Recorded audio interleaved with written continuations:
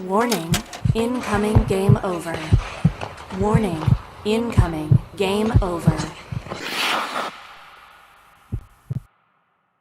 Oh, well, apparently I broke things when I was working on my studio setup. Okay, there it looks a little bit better. That's much better. Yeah, it just was technology not playing well with me. But welcome back to Game Over Calgary. My name's Conrad Krausert, Anand Unnithan with me. It's the Conrad and Anand show once again. No, we don't get to do many of these. We do. Sounds good. And the Calgary Flames, played one of their better games since the trade deadline tonight, defeating the two-time reigning Stanley Cup champion Florida Panthers. Final score 4-1. Wasn't that distant of a scoreline for a long time. Then we got some ugliness and two wins on this homestand for the Calgary Flames. Talking about the score being distinct, Conrad, if it was not like Taras or the goaltender for the Florida Panthers, he was stellar. Otherwise, we could have seen this as maybe a 6-1 game, 8-1 game, maybe. But I think the Florida Panthers goaltender held his fort. He knew he did his job. Maybe he was one of the better players on the ice for them.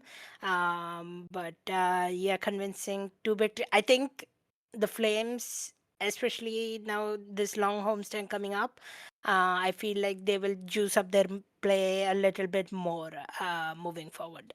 That's what we have to hope, as it's been a little meek on that post-trade deadline road swing out east. But yeah, good to see a victory for the home side and a convincing win. As you said, without Tarasov, this game is a whole different ball game. But yeah, a lot of boo birds coming out, obviously. A lot of people unhappy with how Matthew Tkachuk left this team. Obviously, it's one of our topics that we ask our fans here in Game Over to come with their thoughts. Because for this Calgary Flames team, it kind of feels like now that we've moved on from Mackenzie Weegar, who is kind of, after the injury to Jonathan Huberdeau, was kind of the last vestige of that whole trade. And now he's traded. Huberdeau, who knows what will happen with the recovery from his hip surgery. So it's kind of an interesting time to look back at that trade. But before we do any of that, before we even talk about our scoring summary, I'm going to ask you guys to go down, hit that like, hit that subscribe. As I've said on most of my episodes that I've run this last few weeks, YouTube recently changed how their algorithm works. So unless you're hitting like, unless you're hitting subscribe, we're not going to grow. We're not going to bring in new friends, new fans.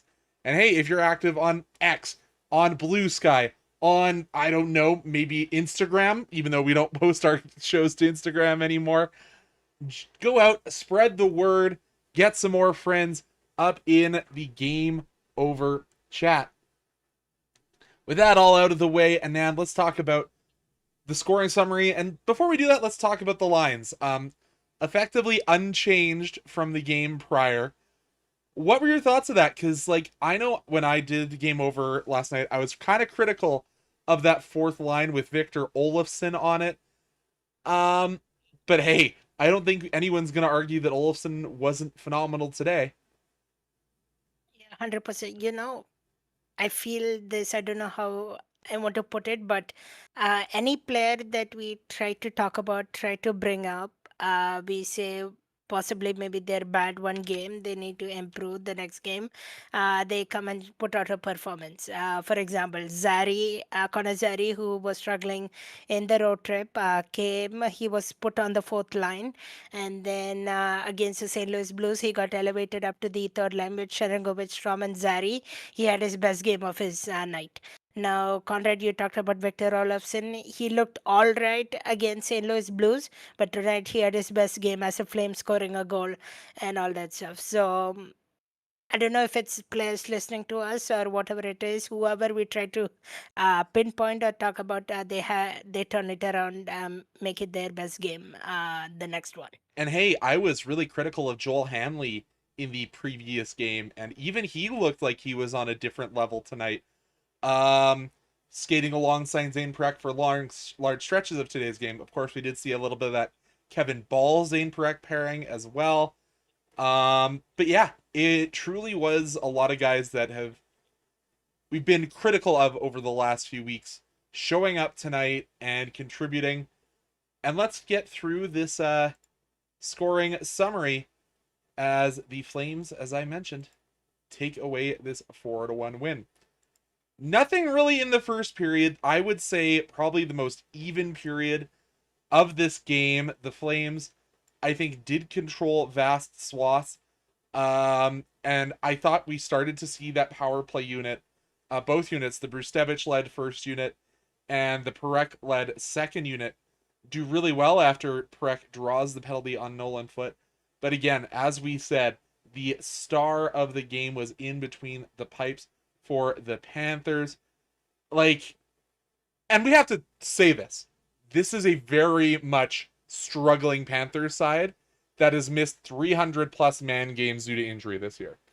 Daniil Tarasov stood on his head. There's just not a lot of manpower going on for this Florida Panthers lineup right now. But we'll go to the first goal, go through that first period. Flames win on the shot clock 10 to 8. First goal, Joel Farabee, who really has taken his added responsibility, of course, wearing the A on his chest, has been a revelation for this team. I know we talked that this was maybe a player that needed to move at the trade deadline, just wasn't showing the promise that we were told to expect when we acquired him out of Philadelphia. But here, good idea by Blake Coleman.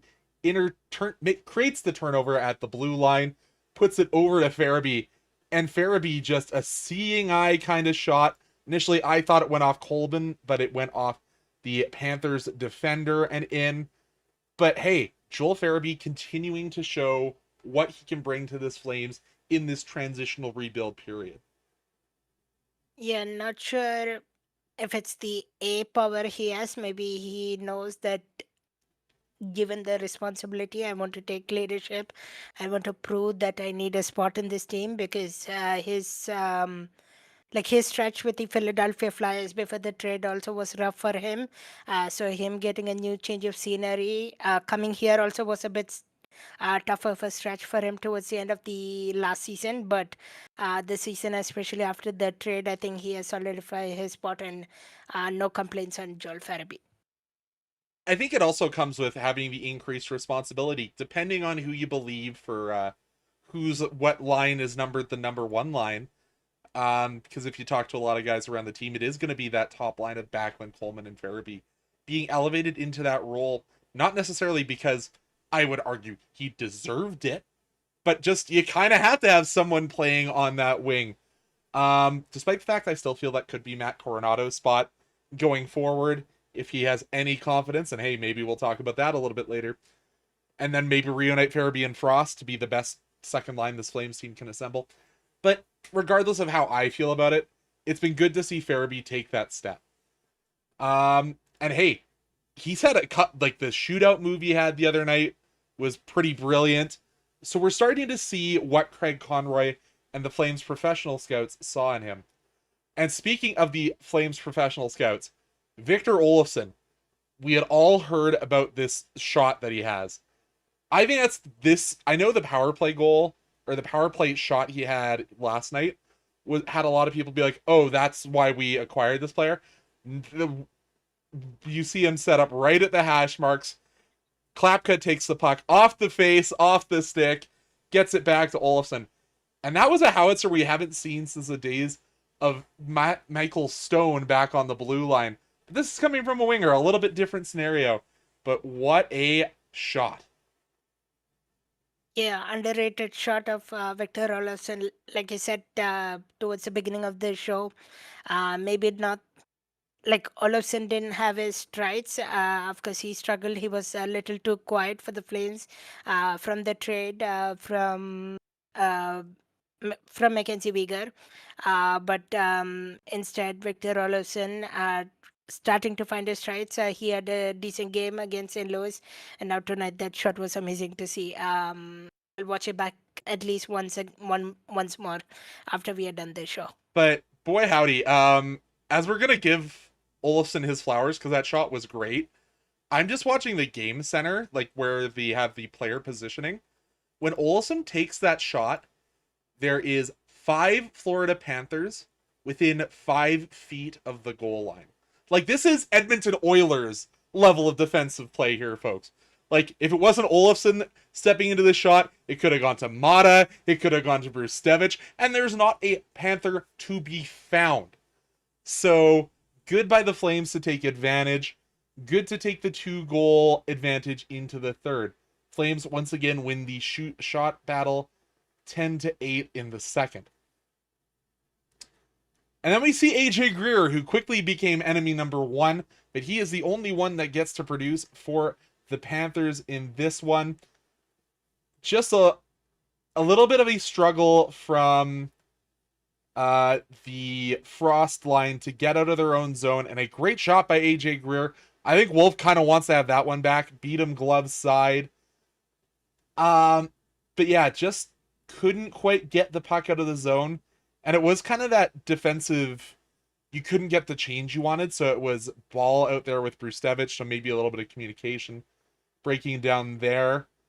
And Matt Vigredin is good at very many things. I don't think defensive play is the priority of his game, especially as young as he is right now. That will develop, I'm sure. Not his strength right now. 2-1 Panthers. Yeah, like Matway Gredin is just 19. You can still give him time to Just develop. 20. Just 20. Just 20. Oh, yeah. Yeah. I forgot his birthday was a couple of weeks ago, but I digress. Yeah, it will come for Matway Gredin, and then AJ Gray talking about that. Of course, you would expect a former Flame to come into the building and show some kind of response. AJ Greer was a good story. I remember him, I think, pursuing some degree or something. Such a good guy, such a good story as well. For a little while, he was a Flame. But we'll get to that in just a moment. I don't think we're going to have a feel-good story in AJ Greer in the same sentence much further. Good to see Thomas Nosek pick up his first assist of the year. He's been one of those guys who has been snake bitten for the Panthers. And from everything I've heard, also another good human being. But yeah, good shift there from the Panthers. But good on the Flames for not falling to a opponent just because you could see the 2 Stanley Cup Championships. And then things got a little bit ugly. Connor Zary goes into the corner, pursuing a puck, doesn't touch the puck, is bent over. In minor hockey, they have the stop signs visible right on the back of your shoulder pads until you hit U17. Takes a hit from AJ Greer to the hip, sends Connor Zary into the boards at a very awkward angle. You can see Zary gripping the back of his neck, and for anybody that's watched hockey at any level, that is a big sign of concern. And especially for Flames fans, we know how Zary's season last year was derailed by his 2 lower body injuries. It could have been awful. Good to see Connor Zary skate off under his own power. Did not see him return to the bench. The fact that it did stand up as the 5 and a game misconduct for the hit, in addition to the hook that had preceded the call, I have to think that that's one of the hits that the NHL needs to get out of the game. And you've heard commentary from all over the place, from Steve Dangle to any of the guys on TSN and Sportsnet, all talking about how the NHLPA has made all these statements recently talking about how they don't fear media and what we have to say about suspensions, or they don't fear the Players Association challenging these potentially 6+ game suspensions, but we also haven't seen a 6+ game suspension in a long time. with a hit like that, you have to think there's going to be a call for an in-person hearing, or at the very worst, the maximum end of that phone hearing. Yeah, I don't know which one of it will come. I believe I heard on the broadcast that AJ Greer is in the eye of player safety department because he delivered some one other nasty hit, maybe last year or something like that. They didn't mention which specific one, uh, but we thought AJ Greer once again was a good guy, but then I don't know why that hit came out of nowhere, and that was nasty to see. And Konazari, I hope he's okay. Poor guy again was. Um, Missed the last season, part of the last season because of the knee injury twice in a row, and now this. We'll see what the severity is. Maybe I'll keep an eye on Twitter and see if there is any update on Konazari. But yeah, really tough one to see. And hope the best for him. So yeah, AJ Greer isn't necessarily a dirty player. It was a terrible hit, but does have some suspension history. If we want to go back, his last one-game suspension was when he cross-checked Mike Hoffman of then the Canadiens in the face, which was a single game and maximum allowable fine. And then previously this year, in October 2025, hit the maximum fine for a roughing incident in that whole fracas between the Panthers and the Tampa Bay Lightning. So we'll have to see. I can never remember the formula if 2023 is still within the time frame to be considered a repeat offender, but we'll have to see. Flames do put the pressure on with that 7-minute long power play. They score a couple on the power play. Of course, Morgan Frost, as I said in our private little chat, I think this was one of Morgan Frost's best games as a Calgary Flame. Gets rewarded, goes to the hard work area, shovels this one home. After the initial shot, hey, Zane Parekh suddenly up to 3 assists on the year, his third point of the year, hasn't scored yet this year. Assist to Igor Sharangovich, who is down there doing the dirty work as well. Not necessarily an area I think you're going to see Igor Sharangovich very often right at the goal mouth, but good for Morgan Frost. Gets his 16th goal of the year, tied for the team lead with someone else we'll talk about in a second. Yeah, Morgan Frost once again, great work. I think we're going to talk about that trade here soon, but Morgan Frost also turning around things from what he struggled. Really good defensive plays, good entry into the offensive zone, and great work near the net as well to get that goal done. And again, Zane Parekh just continuing to evolve as a defenseman, getting all this power play time. And hey, getting that 7-minute power play when you're just rotating between Parekh and Brustevich, like that has to be a good sign of things to come, even if the struggles continue for the Calgary Flames. And then for a man that has been as snake bitten as he has, I was so happy to see Matt Coronado get his 16th of the year. Of course, broke his shooting streak in the game against the Islanders, bounced one off a skate. But this is the Matt Coronado we're so used to as Flames fan. The deadly release, absolutely going top shelf. And we want to talk about the kids. Who made the outlet pass? It was Matvei Gridin with the long cross-ice feed. But just gotta feel good for Matt Coronado, because I don't think he truly felt the monkey was off his back with that pass that turned into a goal on the road swing. I think this is when he can finally start to breathe a little bit, getting that wrist shot that we all know he has over the shoulder. Yeah, he is a great young talent to pass to, like the connection of Matvei Gredin. And then he knows that the pressure is maybe relieved of him, especially getting one lucky bounce. It all takes just that one lucky bounce, like you just said, Conrad, to get yourself going. And that lethal shot of Macaronato back again. I was so happy to see that lethal shot.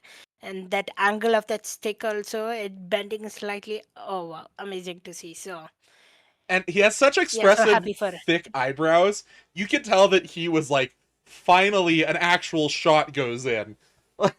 That's the Italian thing. It's the massive bushy eyebrows. And I'm so happy for the player. Somebody that I've actively been rooting for all year. I know one of my friends in our chat that I'm part of had the angry Italian noises gif going on after Coronado scored. Um, but yeah, that would be all she wrote for this game.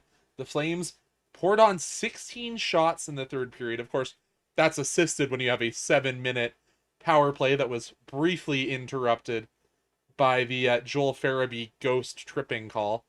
Because as Andrew Berkshire and Jordan said on Montreal, the refs are just there to call penalties, not to control the game. No, not at all. If you look at Andrew's data, that's not exactly what happens. And linesmen not to call offsides either. So yeah. Hey, at least we didn't have any video reviews in this game. Like, things could have been worse. Conrad, I think I told you I was at that game. I Yeah. was like, okay, the first one happened. Okay, fine, totally normal. Then the second one, oh, they got to replay again. The high stick from Konazari. Okay, fine. Okay, that should be it. Then the third one, when I saw the referee walk or the linesman go to the penalty, no way. I can't do this. And I took one of my friends as well. He hasn't been to a game, like he went to before the holiday break. He came with me for this one, and he was like, okay, this is going to be the best game ever we're going to watch. And then he sees this one. He was like, oh no. Hey, you got to see the shootout, which is kind of fun. Yeah, we both had never seen an NHL shootout in person, and Matvey Gredin and Joel Farabee amazing shootouts as well.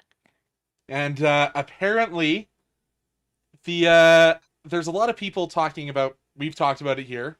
Frost, Joel Farabee, and how they've been on. Apparently, this is all after they have this new pre-game warm-up ritual with Blake Coleman chopping both players down and almost knighting them.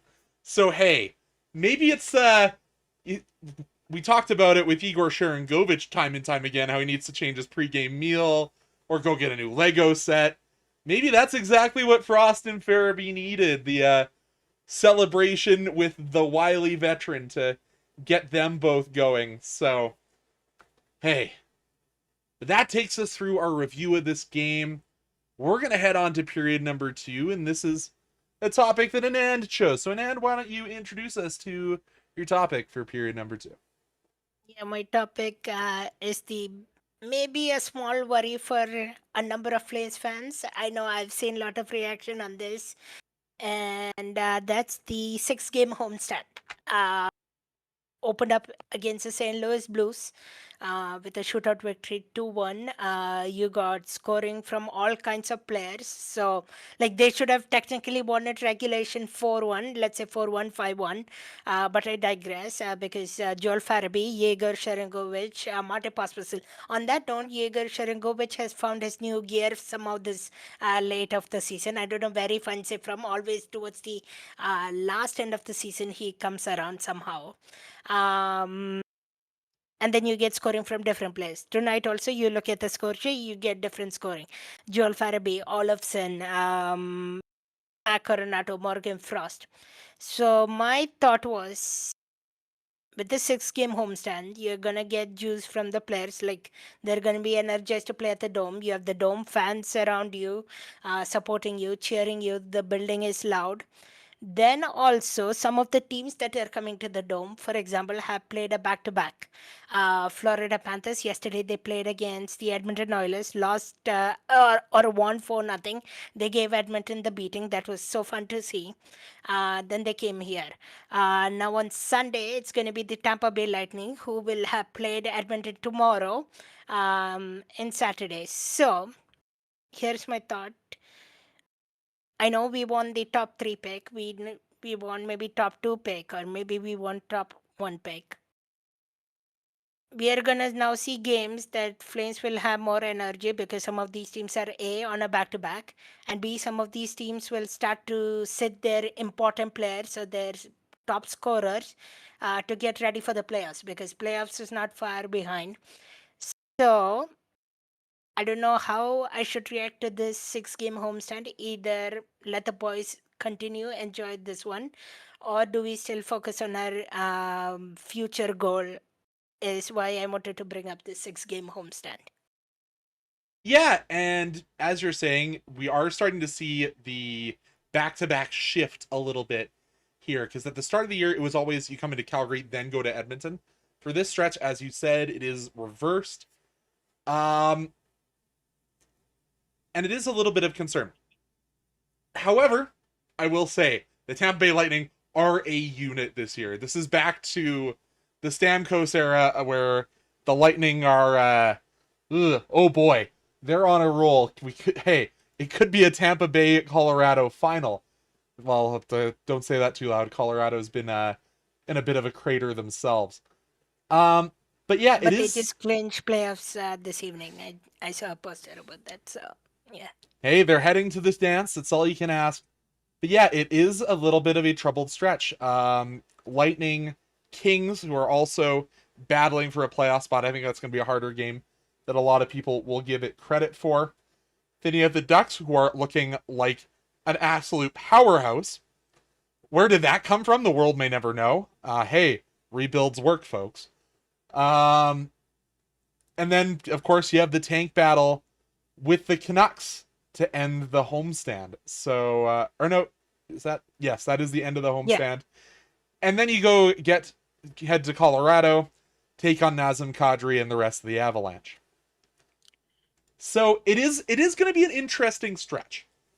And I wonder if you kind of have to go, hey, Morgan and Joel, when we play Colorado, you're going to go have some popcorn. We're going to go play some of these NCAA signings. We're going to play Martin Pospisil on the first unit. As Toke number 1 said, unethical tank time. Maybe when you play against the Vancouver Canucks, that's the way you have to do it. And maybe that's when you call up Prezvedov, use one of your extra recalls. Dustin Wolf's got a hangnail. Logan Cooley Devin Cooley had to go. They both start with D. That's how I'm going to remember it now. My rabbit's in the hospital. I can't make the game. So it's going to be Prezvedov and, I was going to say Owen Say, but no, it's Sergeev that's the backup now, right? Sergeev, yeah. Yeah, so who knows? But yeah, an interesting stretch of games here for this Calgary Flames. I know, Conrad, quickly, I know you said Wranglers for another day, but for Flames fans just following Wranglers as well, they are struggling to this year. They haven't made it best out of. I don't think they'll make the playoffs this year. So I think the only playoff team we will see in the Calgary CSEC group is the Calgary Headmen, who will most likely take on the Brandon Vikings. Tough season for the Wranglers as well, who... I don't know what happened this year. I don't know if it's the... Man I don't want Games to say lost to injury, similar to the Florida Panthers. The Man Games lost to injury, especially because you didn't have Prezvetov, didn't have Say for a long stretch of the season. And say what you will about Sergeev, I don't think he's necessarily ready for the AHL. And hey, it's going to be a tough year if you want to watch hockey into the extended months of the playoffs. Because that's not an easy series either for the Hitmen. Hey, maybe they'll go and play the Ruck Twins, who, hey, I know that the talk is that the Flames are really big on both of them, and there's talks that they're going to move to the picks from a trade that we're going to talk about to move up to select both of those. But hey, you forgot about Cavalry. Cavalry are perennial playoff contenders. And if they had to play their final in the snow and then lose it because Marco Carducci can't steal a shovel.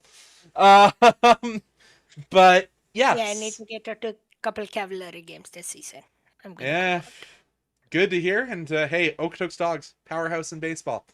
But anyways, something I want to talk about as we head into this third period. Of course, we asked you to come with your thoughts on the Tkachuk trade.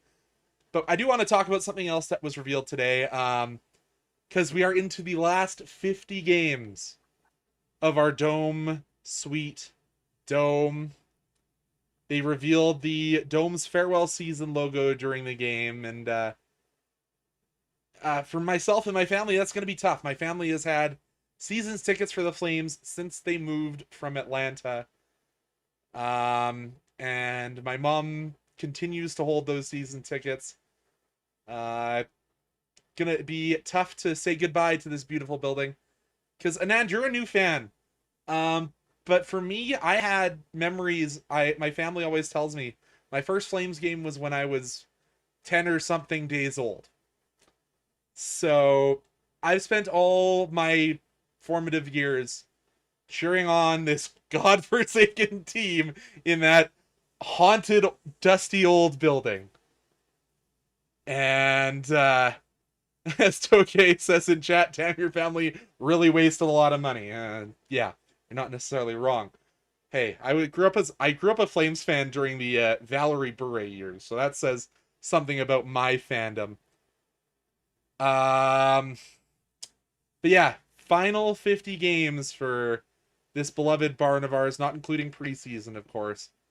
But good to see that dome, sweet dome, will be getting a Flames patch, and I do like the kind of crest shape using the famous dome season on the top. And So a breakdown of how it's gonna be. What do you call, how they broken down the logo. I'll quickly go over it if we have a minute. go ahead. Uh, if I can find it. Okay, yeah, there we go. So the saddle on the top, number 5, is for the Scotiabank Flying S. Number 1, the side on the left side, is for the iconic roof. Number 2 on the left side again will be the lifeline. That's from opening to closing. The lifeline represents 44 years of the tradition.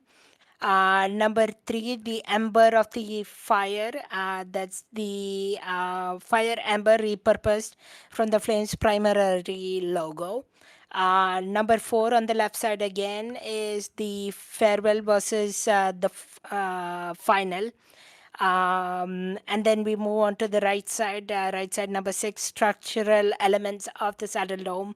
Number 7 towards the middle is going to be the dome, the text letter dome, of course, the saddle dome. And then number 8 is going to be the bottom side, the banners that they hook up onto the saddle dome. So number 1 to 8, if you haven't seen it yet, it's on the social media, Flames X or Instagram. Go check that one out. The only thing I'm kind of sad they didn't include on the crest is they don't have Mike Vernon's mask just on it somewhere, or like a little shadow of the mask that's on the pillar on the northwest or northeast side of the dome. But hey, can't always have all the greatest details.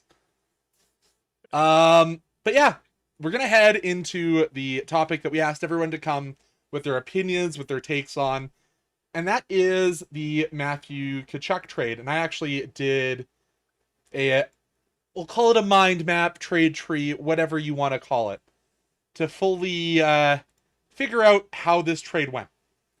So of course, I needed that because I became a Flames fan, especially after that trade. So yeah, it was much useful. Thank you, Conrad. no problem. So this is a trade tree that will continue to live on, of course, now with the trade of Mackenzie Weegar bringing in additional assets. But the initial trade was Jonathan Huberdeau, who is approaching the end of his contract, Mackenzie Weegar, with the same thing. Cole Schwint, who was kind of a in-betweener, 13th forward kind of guy, and then the 2025 Florida first round selection. That is in exchange for Matthew Tkachuk, who immediately signed an extension, an 8-year, $76 million deal worth 9.5 AAV. Of course, there's always the talk that players sign for less in Florida. No state income tax, yada, yada, yada, things that needs to be addressed in the next CBA. And then, of course, Jonathan Huberdeau and Mackenzie Weegar both sign. Huberdeau signs the $18 million, $10.5 million AAV deal. Mackenzie Weegar signs a much easier to swallow deal, the 8-year $50 million, which leads to a 6.25 AAV. And that kind of gets us going. Of course, then Cole Schwint is eventually put on waivers. He gets claimed by Vegas, plays a year in Vegas. It was kind of one of those rotational guys. And then he's placed on waivers. Do you know who he gets claimed by, chat? We'll give you a few seconds. Because, And I know the answer. yeah, you've got my graphic. You're cheating. Do you know where Cole Schwint currently is, fans? Of course, he's on the injured reserve with this team. And it was mentioned briefly on the broadcast. Isn't it obvious the content? Oh, now that I'm saying it, said it was on the broadcast. Yes, he is now back with the Florida Panthers. On IR, not going to return this year. So then let's talk about that Florida first. Hey, you want to know what the Florida Panthers did in 2025? They won the frickin' Stanley Cup. So we got the 32nd overall selection in the first round. That was the year when Lanny McDonald was up on the stage making all the picks. The 32nd overall pick was Cullen Potter. And unfortunately, Cullen Potter's had a bit of a whirlwind with the NCAA.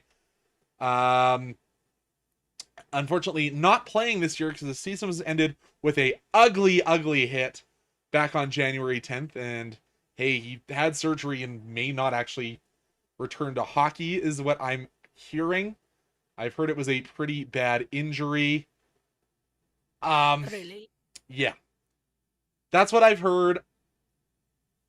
I don't know how valid my sources are on that because it's very hard to get injury information out of the NCAA. However, we now know that there's a Mackenzie Weegar trade to add to that. Jonathan Huberdeau, we had, I believe it was Lil Uzi Vert saying he was in the locker room today. Maybe just came into Calgary to go watch his former team, hopefully lose to his current team. Said he looked good and not in a lot of pain, walking around behind in one of the interviews segments. So hey, maybe he will return. Maybe he won't be sent on to Robida Island like I suggested. And Mackenzie Weegar, let's go down that branch of the tree. Obviously, it just recently traded to Utah.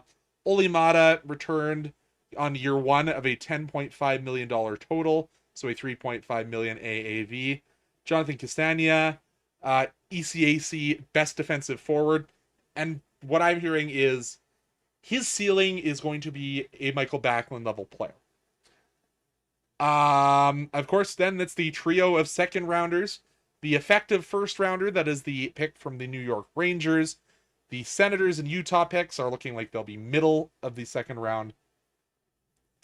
But that is the current trade tree. So Anand, you said you weren't really a fan until this trade happened. Now that you're hearing what the resources is, and as people in chat are saying, the Flames were really hamstrung in this trade. There were only a few markets where Tkachuk wanted to go. So the Flames and, of course, then general manager Brad Treliving were kind of forced into this trade and got the best return they could. But now in hindsight, seeing how Jonathan Huberdeau and Mackenzie Weegar's career have gone, where are we in your estimation? Like, is this, as I put in our chat, we had the poll. We've had a couple answers in that, and it's 85% or 80% of fans saying the Flames lost the Tkachuk trade badly, and one person saying that we went even in the trade. What are your thoughts, Anand? You know, when I became a Flames fan, hearing about the trade, the discussion was that the Flames fans didn't like the trade. They should have maybe tried to extend Matthew Tkachuk, maybe, if possible. Then we get Jonathan Huberdeau and Mackenzie Weegar. Of course, we had high hopes for Mackenzie Weegar. Mackenzie Weegar was gonna be our captain or mayor. He On one note, he let us build the Scotia Place that's coming. So, in a good way, that front. But Jonathan Huberdeau from 115 points to 55 points the next season right away, a bit of dip. So, you might say that one struggled. Hopefully, he recovers. I saw a segment on Flames TV recently that he was working out and in trying to get back in good shape and hopeful to return this upcoming new season. So we'll see if that's the case. But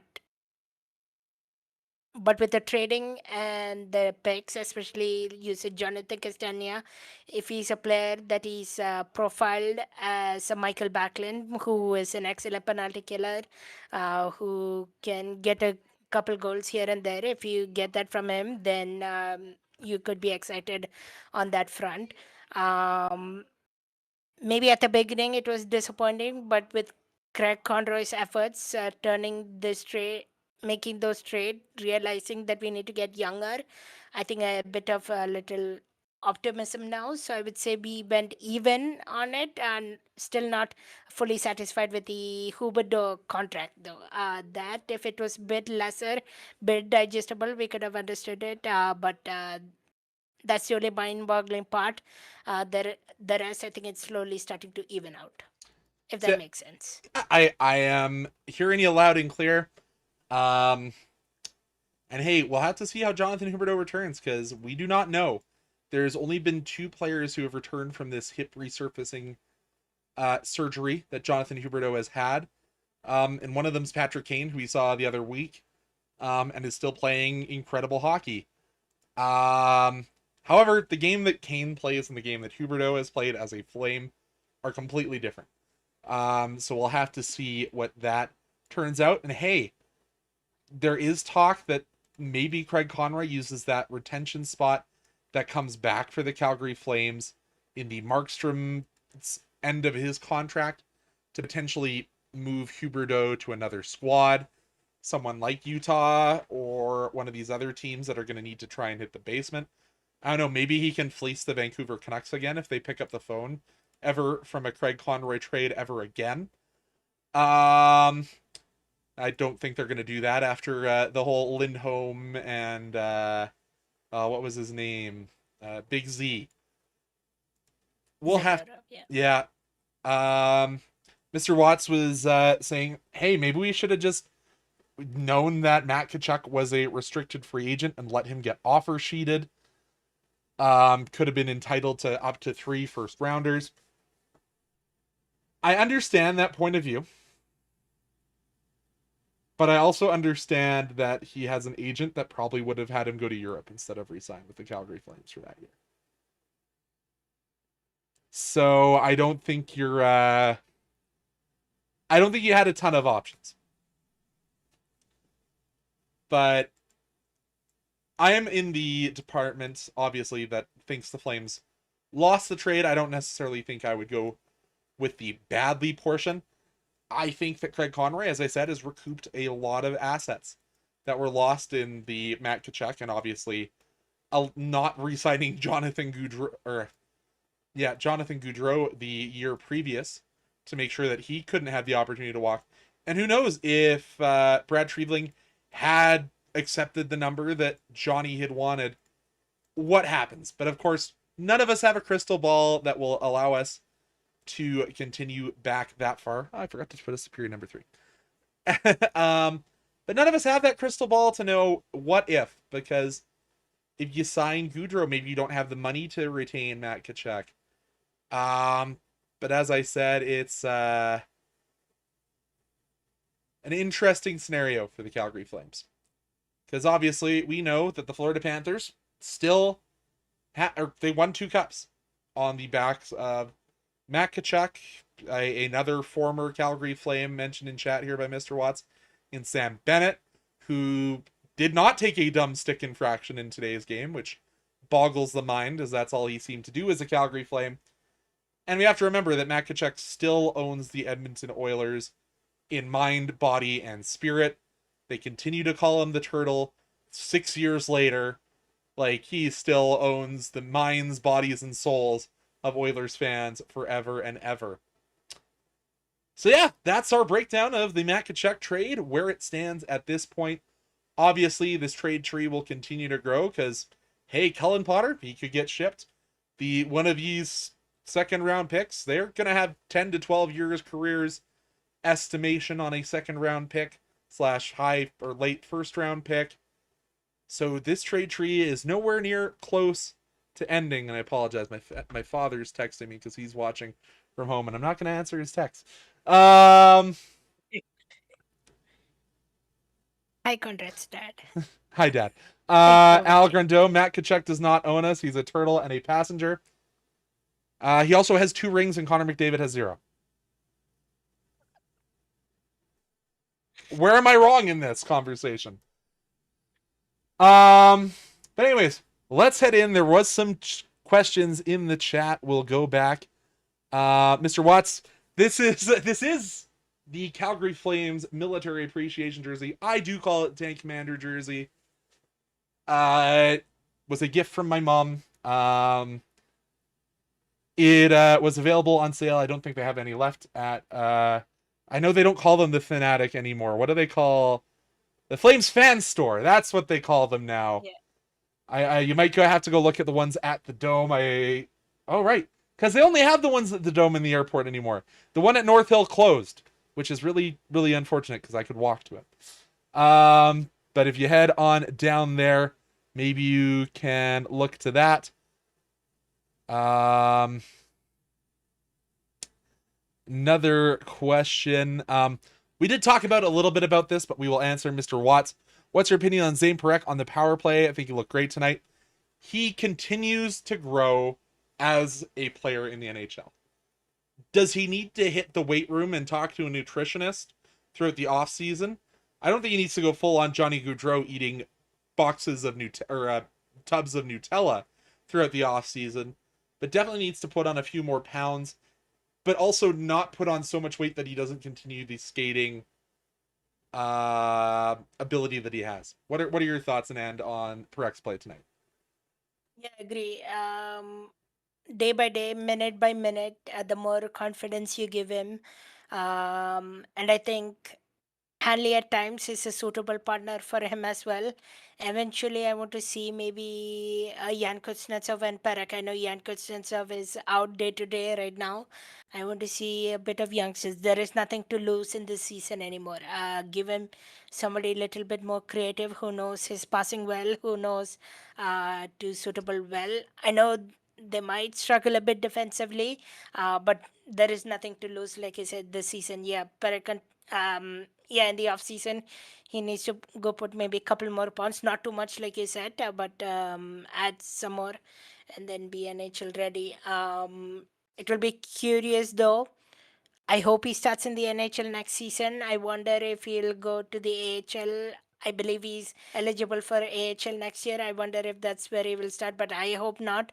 I hope he stays with the big club forever. And I know also, one disclaimer, we haven't seen it yet, at least this homestand just yet.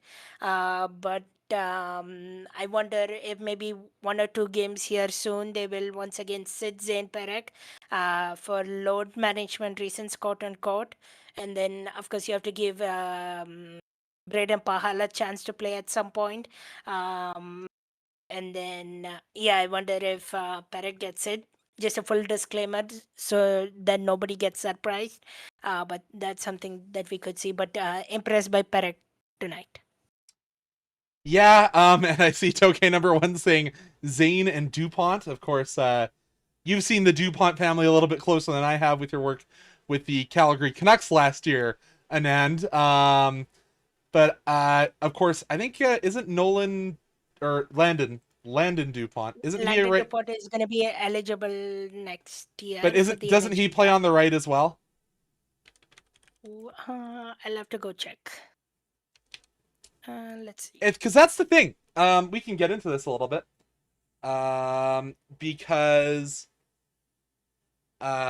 DuPont is a fantastic talent. We both watched him at the Circle K Classic a few years back. Yeah, he shoots right. So he shoots yeah, right, probably. plays on the right. So unfortunately, that's one of the positions the Calgary Flames don't actually need is right-handed defenseman. So it's going to be a little bit tough to work in. But hey, if you do end up getting DuPont, or hey, if the Flames somehow manage to screw up their tank and have to select one of the top right-handed shots in this draft, I don't think having Hunter Brusevich as your third pairing defenseman in a modern NHL where you can rotate defensemen and not just play one pair 7 minutes a night, I don't think that's the worst place for the Flames to be. However, I don't think you'd see them playing together. And do I want Hunter Brusevich to only play 17 minutes a night for a while? That's not my ideal. But who knows? And who knows where this Flames team will end their season. Al Grandeau saying, well, McKinnon and Zane have the same diet. One is strong, one is weak. There's a lot more to that than anyone will ever know. Genetics are a wonderful and awful thing. Hey, like, I could probably eat nothing but vegetables for the next 30 years and still be a heavier individual. Kuznetsov did not win the Memorial Cup with Huberdeau. There is a vast age difference there. They would not be in the same age range.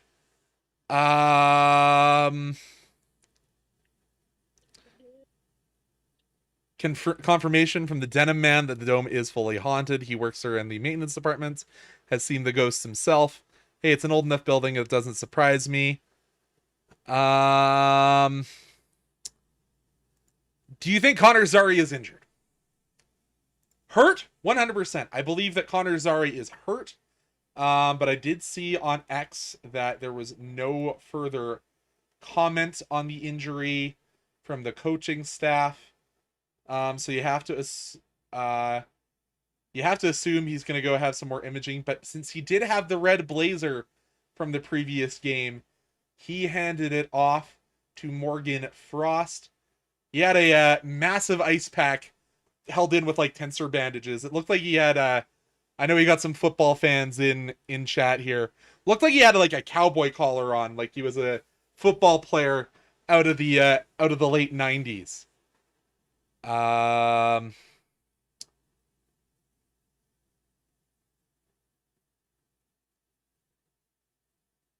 was just looking. Ryan Husker said it was a terrible hit. It was awful. So I don't really have anything much else to say about that. But it shouldn't happen when someone's in that position. Is I basically agree. what Ryan Husker said, quote unquote. And as much as I like Connor Zary, the player, Toke number one with a comment in chat that is kind of how I feel. Is that, hey, Connor, if you're even somewhat hurt, you're going on that day-to-day. We're going to bring in some of the kids. Maybe shuffle Martin Pospisil to the wing. And what was the name of the guy, the NCAA player they just signed that's from Tyson Calgary? Gross. Yeah, Tyson Gross. Let Gross play a couple of games, let you get healthy. Or, hey, maybe continue shuffling the lines up a little bit more. We'll have to see. Yeah, from what I heard, Tyson Gross, they want to get him a couple more practices in. So maybe that last game of the homestand against the Vancouver Canucks, we might see him. Or what's the game before that? Let's quickly see. So we have Tampa Bay on Sunday. Then we have the LA Kings on Tuesday. And then we have the Anaheim Ducks on Thursday. Maybe I'll put him there, or maybe against the Vancouver Canucks on Saturday. Either one of those, Tyson Gross can. I have Mr. Watts saying he wants Sam Morton to get a shot. That's a possibility. I believe so. Just one note on that, Conrad. I believe teams are allowed now only 5 regular call-ups post a trade deadline. This is, I believe, since Madhuri Grading got called up and Hunter Brustovich 2 so far. So they have kind of 3 left. So they'll maybe strategically play this one. But we will see and wait. I want to eventually see maybe Aidar Suniev get a chance. He has been looking good with the Wranglers. I want to see who else. And it's only 5 recalls until we're officially eliminated. I think once we're Yeah. officially eliminated, that rule goes away. So I guess we'll have to see if my brain is correct on that. I guess to just to kind of wrap the conversation up. I really hope beyond hope that Connor Zary isn't injured. I hope, as it is, that definition, what is hurt, what is injured, we'll have to see. Um, I think you do have to shut him down for at least a couple of games. We'll have to see what comes out of that. Yeah, in that case, I don't see a call up on that front either because you have Lomberg and Beecher sitting on the sidelines to play as well. So yeah. And like, I've been kind of surprised that Beecher has remained scratched this long. I actually thought that he was really improving in his last few games before he got sat.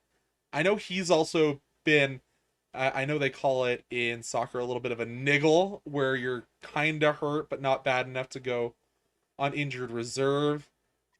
So maybe that's the reason he hasn't drawn back in. But hey, ChatGPT runs our lines anyways, so we'll have to see what the algorithm thinks on that one. I'm not even gonna rationalize what was just said in chat with an answer, because you paid to get Tristan Jarry on your team, and we've all seen how that has worked out. Matthew Phillips deserved a better chance. I think that one, just as a player that needed a new set of circumstances, and the new set of circumstances didn't suit him well. I said niggle, which is a soccer term. Go ask Tommy Wheeldon Jr. and go remind yourself that Edmonton's soccer team failed. Oh yeah. On that note, one player. When you said about change of scenery, I just wanted to mention one player from the Wranglers. I would like to see Brennan Othman, who we got from the New York Rangers trade, who we sent Jacob Battaglia to. I would like to see him sometime in the lineup too. Just wanted to mention that quickly. But I think after all of that, everything said and done, I think that's where we're going to call it for tonight. Let me just open up our sheets, because I think it's you. Is it me that has the next game? You are on Sunday, and then I am back on the Tuesday against the Kings. Sounds good. And I am trying to get a familiar face back onto this channel. I don't know if he'll be wearing his paper bag or not. Of course, I'm talking about the infamous Audie James. I've also talked to Peter Klein about rejoining us as this season winds down. So please keep an eye out for some of those friends of the channel. But for myself, for Anand Unnithan, thank you so much for joining in. Loved having the chat as active as it was. Algrando, I'm not going to be baited into this conversation. Tokai, Mr. Watts, Little Uzi Burt, the Denim Man, you're probably listening to me through the walls at this point. But thank you. Remember, hit that like button, hit the share. Thank you so much for answering in the polls, because we are getting a few more answers to whoever said we won the Kachuk trade. I'm going to assume that's Al Grando. But yeah, hit that like button. And hey, Jordan Hatchie, back to school, so not having as many of our shorts coming out, but is doing amazing work over in the Game Over Montreal, over there with Andrew, and the return of Kay as well. So if you want to go watch some more Eastern Conference misery as the Montreal Canadiens tailspin their way into the playoffs, I'm sorry for being honest about that one. Hey, at least you don't have to watch this awful hockey team that we're watching in Calgary. But the Flames win 4-1 over the Florida Panthers.